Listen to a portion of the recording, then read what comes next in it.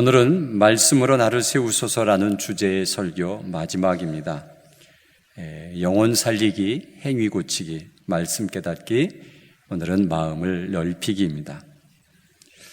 이런 자작시가 있어서 재미있었습니다. 지평수 작은 건 참아도 만평수 좁은 건 속 터져 못 살아.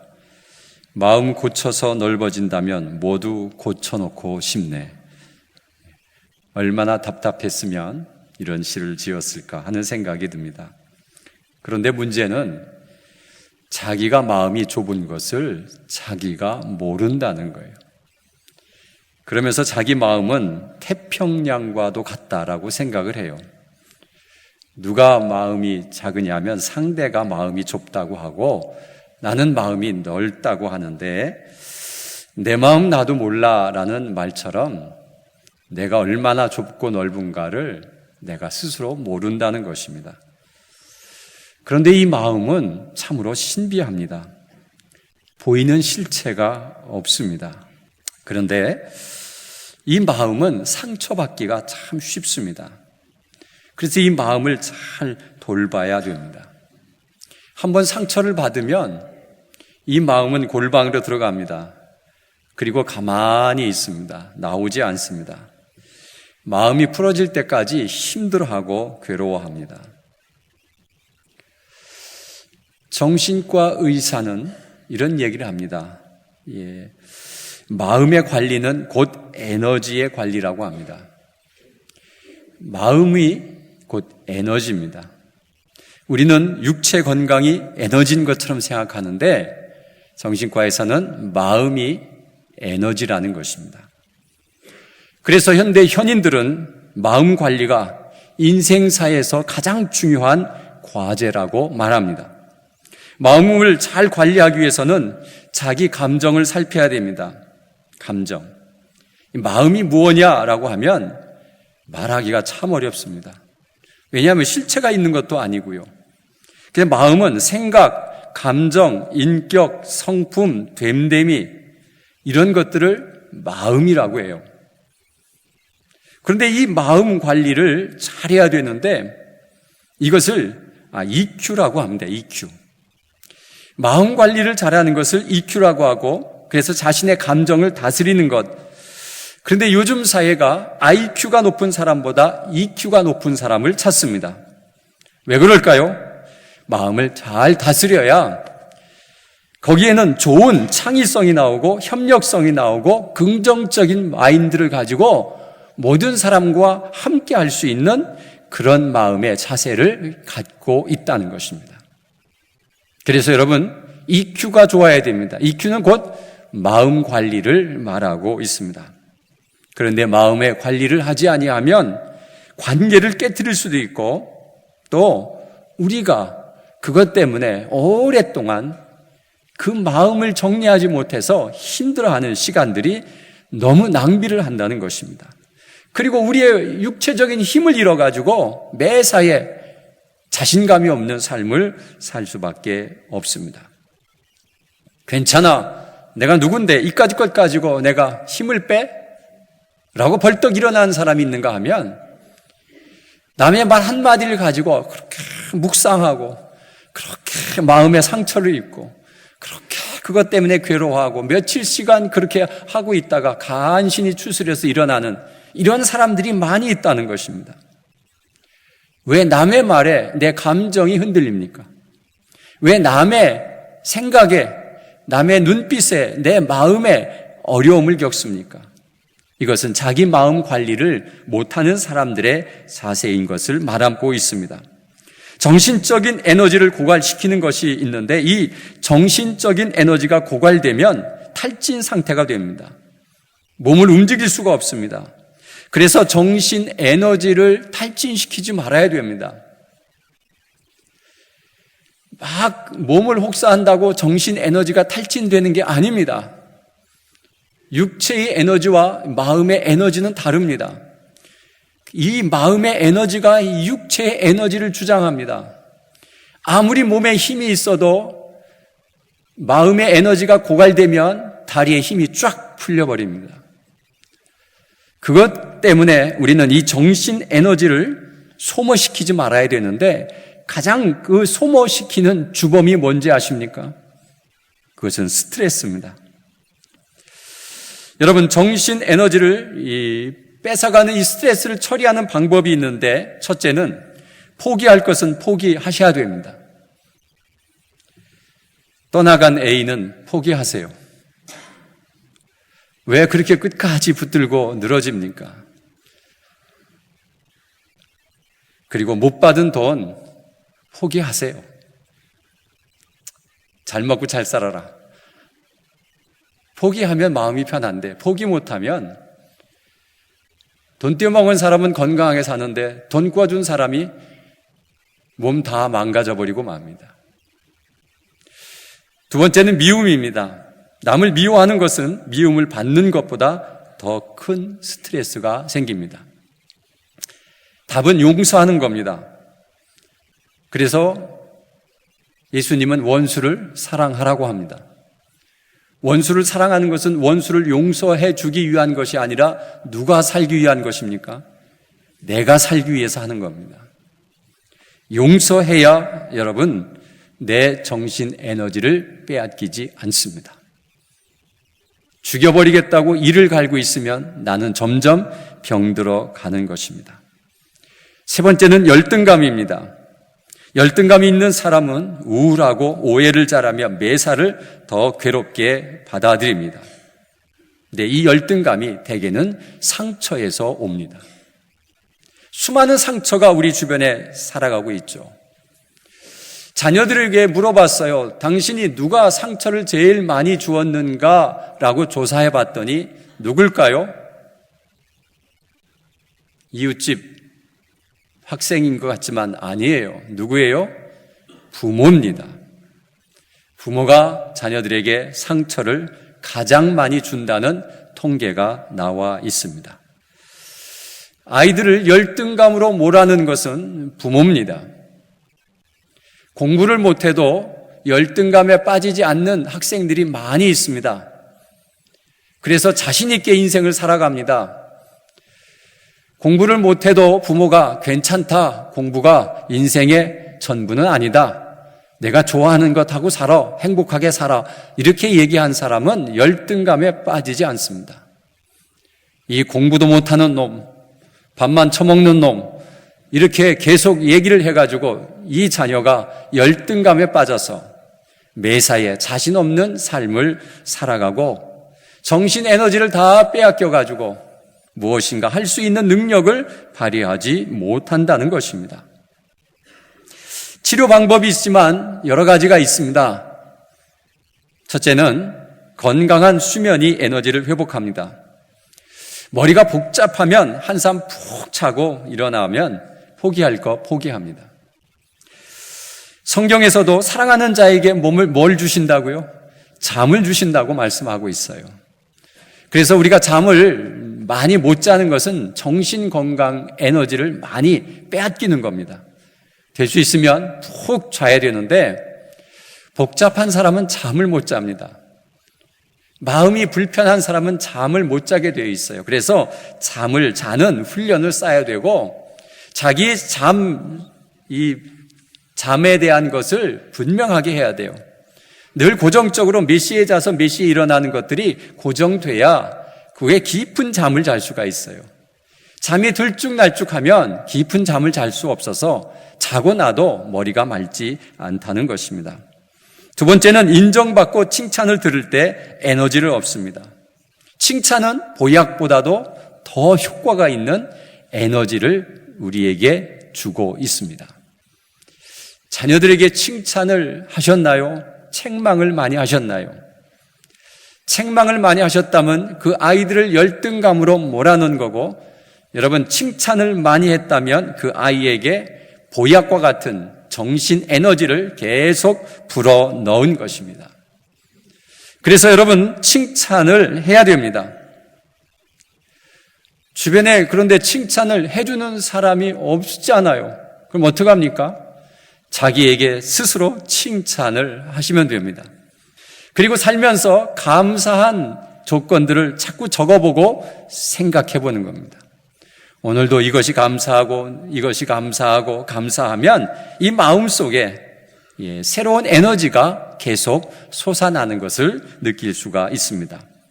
세 번째는 행복을 느껴야 됩니다. 내가 느끼고 싶다고 행복이 느껴지느냐? 행복을 느끼려고 노력하면 행복이 느껴집니다. 행복은 목적지에서 느끼는 것이 아닙니다.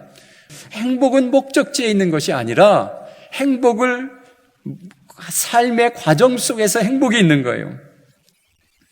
돈을 벌면 행복할 거야. 기업의 임원이 되면, 대학에 들어가면, 그런데 가보면 내가 원하는 행복이 거기에 없어요. 그래서 많은 사람이 이런 표현을 해요. 내가 이러려고 내가 옆도 안 돌아보고 그 고생했나?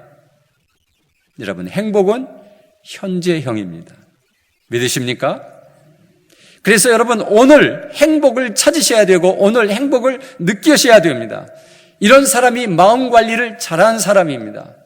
오늘 불행한 요소를 다 제거해버리고 행복한 요소를 잡아서 오늘도 행복하게 사는 것입니다. 행복하다고 느끼면, 생각하면 행복해집니다. 불행하다고 생각하면 불행해집니다. 이것은 내가 마음 관리를 하는 것을 말하고 있습니다. 여러분, 행복 관리를 잘하는 사람은 효자손을 가지고 있는 사람 같습니다. 효자손, 등이 가려운데 효자손이 있으면 원하는 데를 잘 긁어요. 근데 효자손이 없으면 벽에다 갖다 기대고 누구한테 긁어달라고 해야 됩니다. 근데 정확히 긁어줄 수가 없어요. 마음이 아프면 그 효자손처럼 내가 잘 관리하면 마음이 정말 기쁨으로 살아갈 수가 있습니다. 마음은 유리알처럼 연약하고 섬세합니다. 눈빛 하나에 상처를 받고 자존심을 건드리는 말 한마디에 뿌리까지 흔들려 버리는 게 마음입니다. 육체를 혹사하면 병이 나는 것처럼 마음의 한계가 오면 병이 납니다. 무기력증, 우울증, 불안, 불면증, 심하면 공황장애, 조울병 같은 정신병이 발생합니다. 지금 현대사회에 이 우울증이 감기만큼이나 많이 걸린다고 합니다. 이 우울증은 들렸다 다시 정상으로 왔다가 이렇게 감기처럼 이렇게 우리 주변에서 우울증이 우리를 계속해서 엄습하고 있습니다. 그런데 그 모든 것이 다 마음의 병입니다. 지금까지는 정신의학에서 하는 마음의 이야기를 했습니다. 그러면 성경과 신앙은 어떻게 얘기합니까? 잠언 4장 23절에 모든 지킬 만한 것 중에 더욱 내 마음을 지키라. 생명의 근원이 이에서 남이니라. 아주 중요한 말씀을 하셨어요.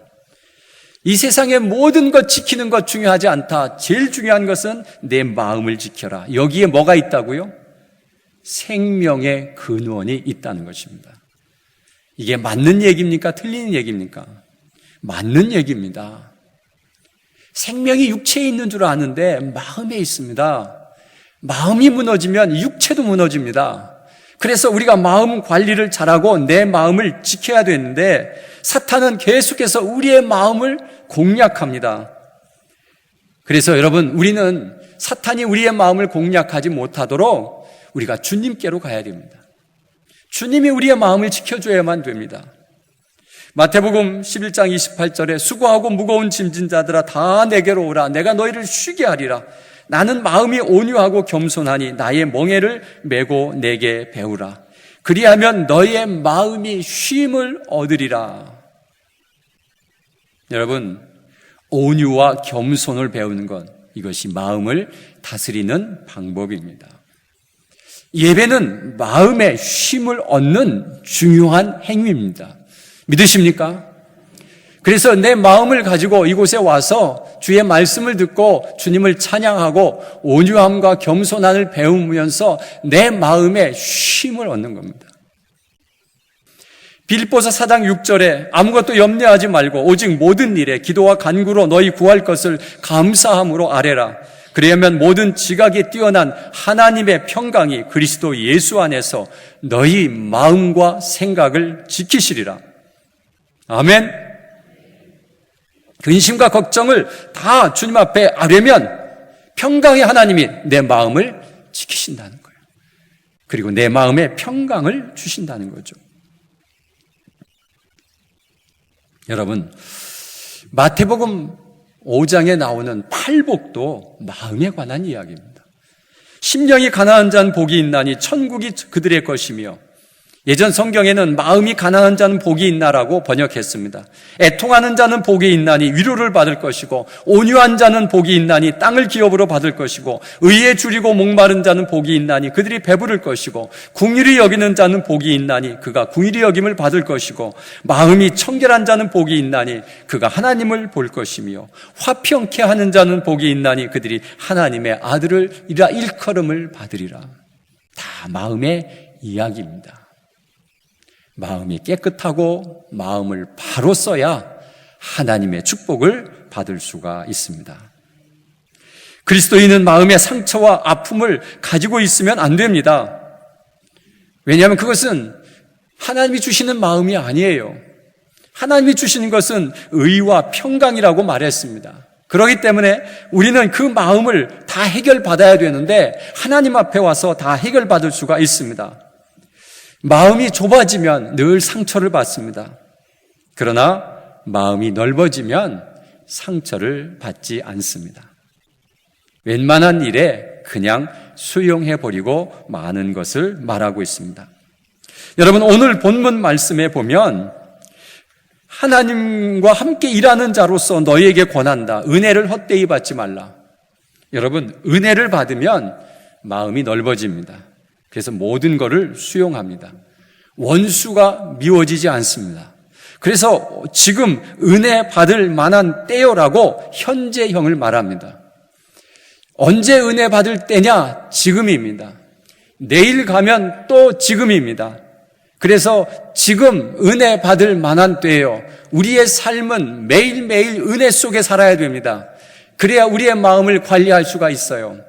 그래서 여러분, 지금 은혜 받을 만한 때인데 그 은혜가 뭐냐? 하나님이 내게 주시는 큰 사건이죠. 하나님이 공짜로 주시는 선물이에요. 그래서 내가 선물을 받으면 우리의 마음이 얼마나 기뻐요. 그래서 우리는 늘 매일매일 기쁨으로 사는 거예요. 은혜 받을 만한 때예요. 너를 도왔다 하셨으니 보라, 지금은 은혜 받을 만한 때요. 보라, 지금은 구원의 날이로다. 여러분, 구원의 확신이 있으면 두려움이 없습니다. 병이 와도 두렵지 않습니다. 내가 죽으면 천국 가기 때문에 이 두려움이 두려움으로 나타나지 않습니다. 그렇기 때문에 우리의 마음을 관리할 수가 있는데, 구원의 확신이 없으면 죽음의 병 앞에 우리는 쫄아붙어 버리고 마음이 콩알만해져 버리고 마는 것입니다. 그래서 구원의 확신이 분명하게 있어야 됩니다. 3절에 보니까 우리가 이 직분을 비방받지 않게 하려고 라고 되어 있습니다. 이 직분을 비방받지 않게 하는데, 비방을 받으면 마음에 상처를 얻습니다. 예수님 믿는 사람이 이게 뭐야? 장로가 왜 그 모양이야? 라는 한마디 듣고 나면 마음에 큰 상처를 입습니다. 자, 우리가 상처를 받지 않으려면 어떻게 해야 되느냐? 무엇이든지 아무에게도 거리끼지 않게 해라. 아무에게도 거리끼지 않게 하라는 거예요. 그리고 모든 일을 하나님의 일꾼으로 자천하라는 거예요. 내가 스스로 내가 결정해서 하라는 거예요. 시켜서 하는 것이 아니라 내가 결정해서 한다고. 자, 그런 마음이 있으면 많이 견디는 것과 환난과 궁핍과 고난과 매맞음과 갇힘과 난동과 수고스러움과 자지 못함과 먹지 못함 가운데서도 여러분, 이런 것이 내게 와도 상처를 받지 않습니다. 왜요? 나는 이런 것을 견딜 수 있는 넓은 마음을 가지고 있습니다. 그렇기 때문에 오늘 그 마음을 가지라고 하는 거예요. 어떤 마음으로 하느냐? 깨끗함과 지식과 오래 참음과 자비함과 성령의 감화와 거짓이 없는 사랑과 진리의 말씀과 하나님의 능력으로 의의 무기를 좌우에 가지고, 이런 것이 무기예요. 그래서 어떤 고난과 핍박이 와도 그것의 상처와 아픔으로 죽을 것 같다고, 죽어버리겠다고 그런 마음을 하지 않고 새롭게 일어나는데, 성령의 감화와 거짓 없는 사랑과 진실된 말씀, 이런 것을 가지고 내 마음을 관리하는 것입니다. 얼마든지 이겨낼 수가 있습니다. 고난과 환난과 궁핍과 고난, 이런 것들, 매맞음, 이런 것들 다 이겨낼 수 있습니다.